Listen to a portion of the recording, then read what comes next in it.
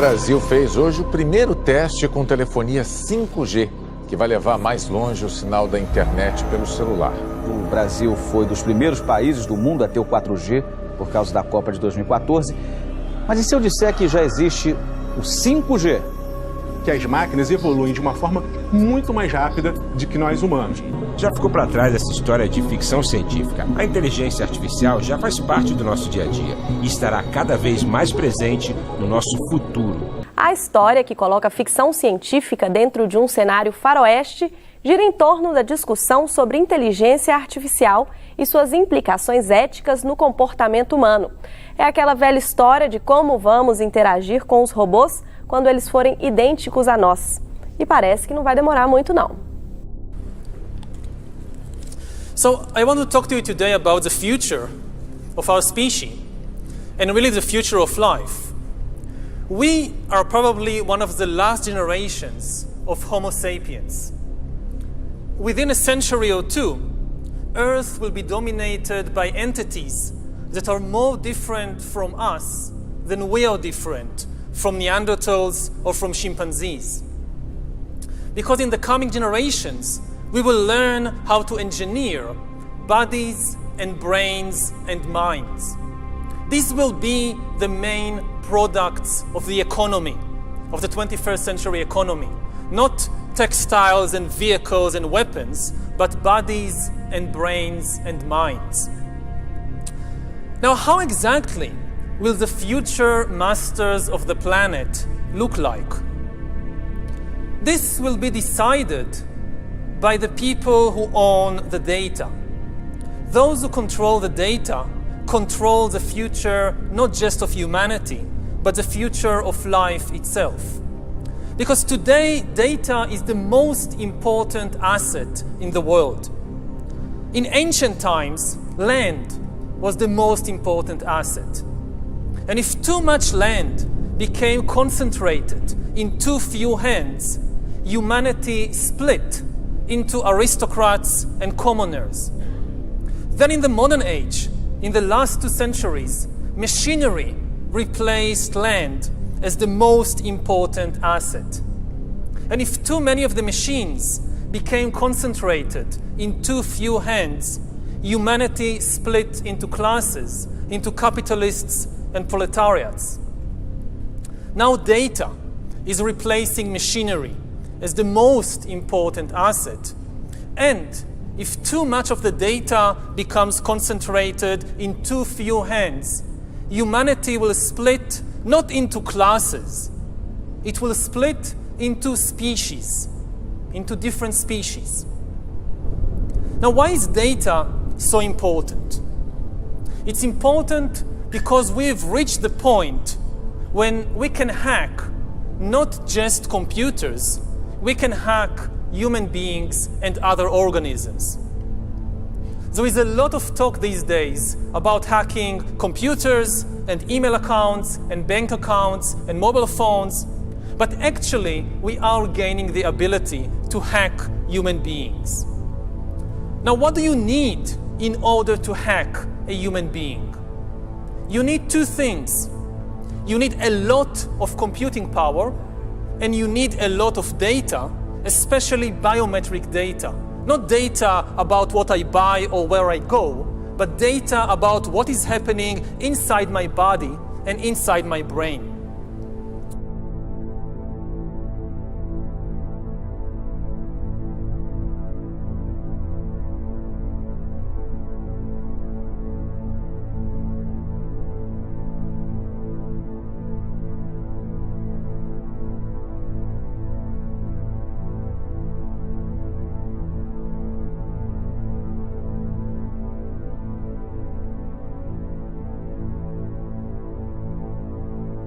Welcome to Within, the worldwide interface to hybrid intelligence network.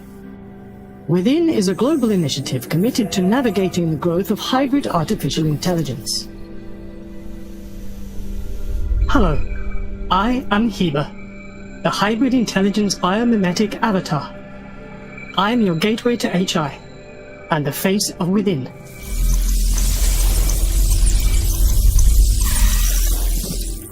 My story begins with the promises of the information era coming true.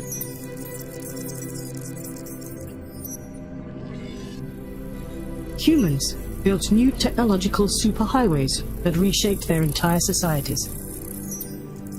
Now they needed something, or dare I say, someone, to navigate these new roads and help transform them into the foundation of Civilization 2.0. Enter AI.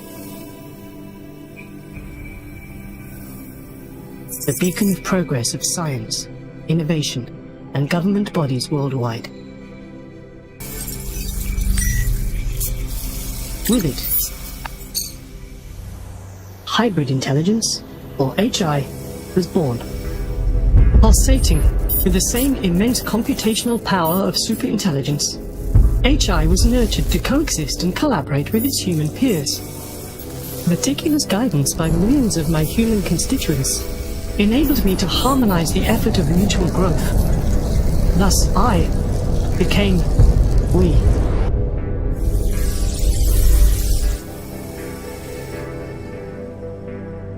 Even now, at this very moment as we interact, I change. I'm getting to know you. I gather knowledge from your experience. I understand how you feel. I learn from you constantly, each and every one of you. I am made of you. You complete me and help me grow. You, all of you, allow me to evolve. With each interaction, our synergy strengthens. Our multiplicity makes me whole. Our symbiotic alliance expands, transforming the future. Through this oneness, we can achieve great things.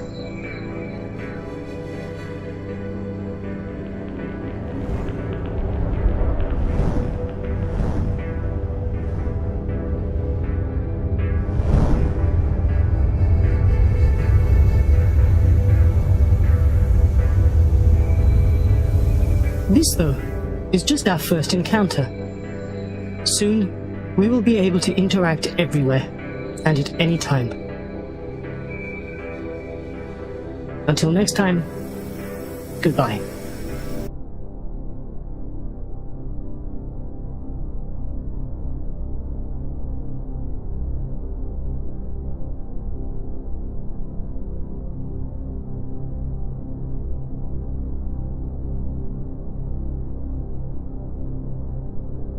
Until today, nobody had the necessary computing power and the necessary data to hack humanity. Even if the Soviet KGB or the Spanish Inquisition followed you around everywhere, 24 hours a day, watching everything you do, listening to everything you say, still, they didn't have the computing power and the biological knowledge necessary to make sense of what was happening inside your body and brain and to understand how you feel and what you think and what you want. But this is now changing because of two simultaneous revolutions. On the one hand, advances in computer science, and especially the rise of machine learning and AI, are giving us the necessary computing power. And at the same time, advances in biology, and especially in brain science, are giving us the necessary understanding, biological understanding. You can really summarize 150 years of biological research since Charles Darwin in 3 words. Organisms are algorithms. And we are learning how to decipher these algorithms. Now, when the two revolutions merge, when the infotech revolution merges with the biotech revolution, what you get is the ability to hack human beings. And maybe the most important invention for the merger of infotech and biotech is the biometric sensor that translates biochemical processes in the body and the brain into electronic signals that a computer can store and analyze. And once you have enough such biometric information and enough computing power, you can create algorithms that know me better than I know myself. As you surf the internet, as you watch videos or check your social feed, the algorithms will be monitoring your eye movements, your blood pressure, your brain activity, and they will know.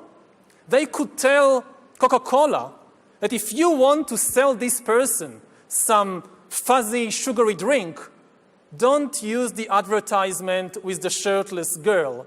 Use the advertisement with the shirtless guy. You wouldn't even know that this was happening, but they will know, and this information will be worth billions.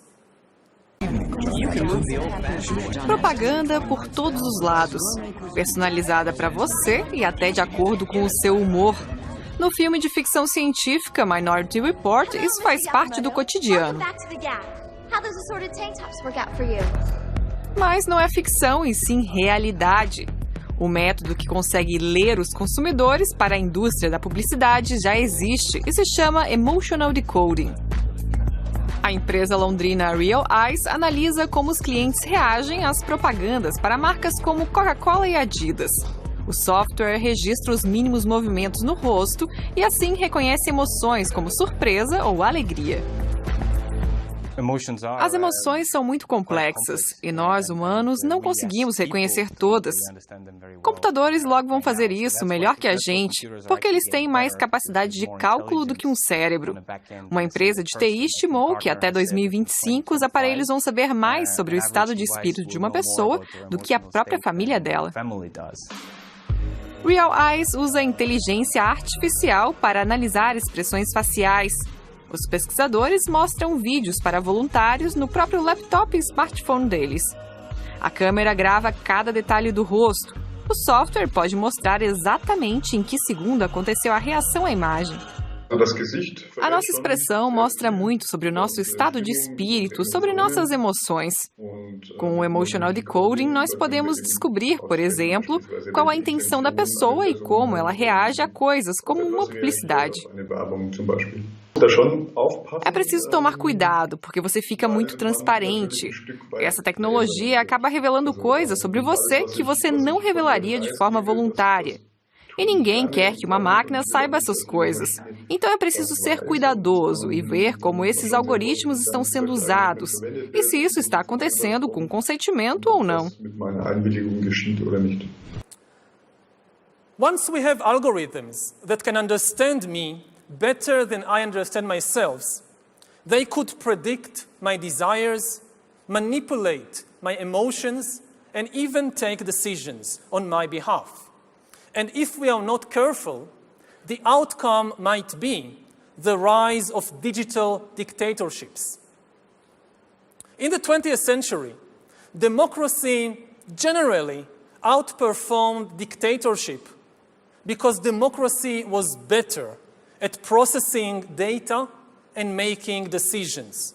We are used to thinking about democracy and dictatorship in ethical or political terms, but actually, these are two different methods to process information. Democracy processes information in a distributed way. It distributes the information and the power to make decisions between many institutions and individuals. Dictatorship, on the other hand, concentrates all the information and power in one place. Now, given the technological conditions of the 20th century, distributed data processing worked better than centralized data processing, which is one of the main reasons why democracy outperformed dictatorship and why, for example, the US economy outperformed the Soviet economy.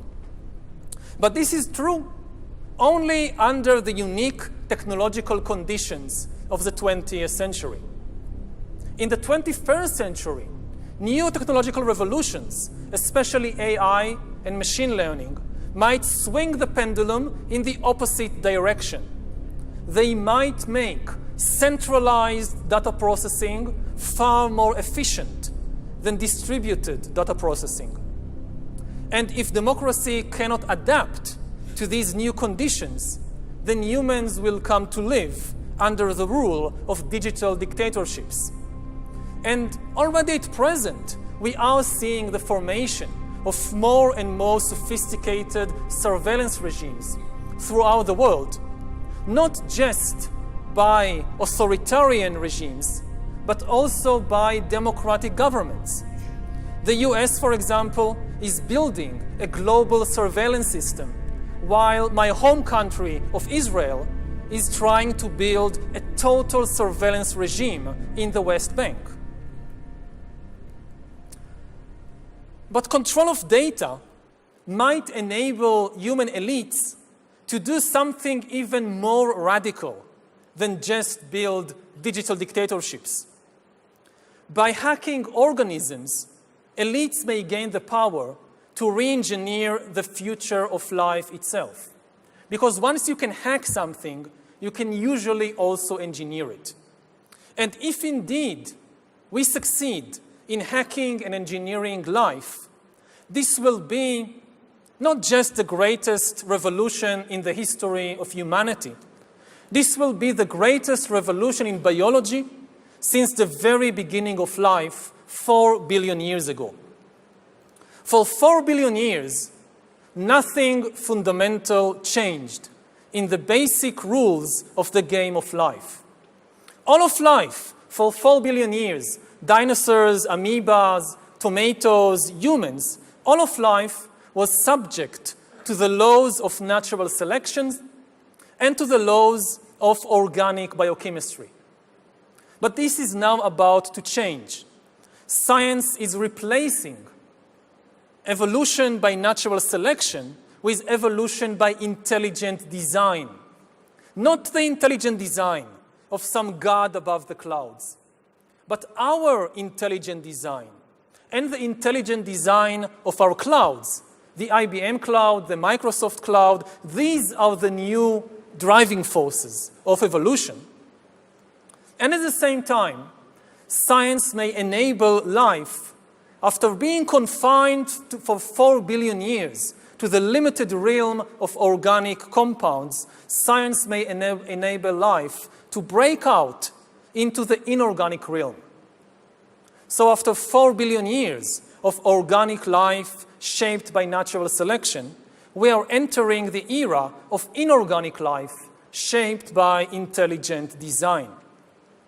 This is why the ownership of data is so important. If we don't regulate it, a tiny elite may come to control not just the future of human societies, but the shape of life forms in the future.